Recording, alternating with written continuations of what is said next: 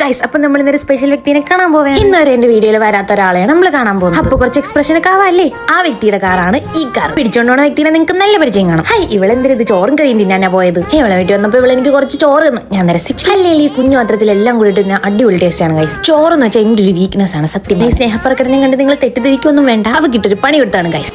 Lipstick പോയി guys.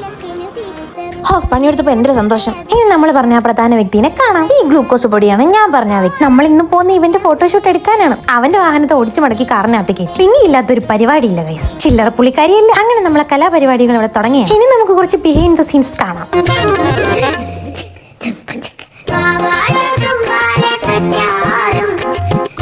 ഇനി നമ്മൾ കുറച്ച് കുറുക്ക് കുടിച്ചിട്ട് ഫോട്ടോഷൂട്ട് നടത്താൻ നമ്മൾ വിചാരിച്ച് മുട്ട വെച്ചായിരിക്കണായിരിക്കും.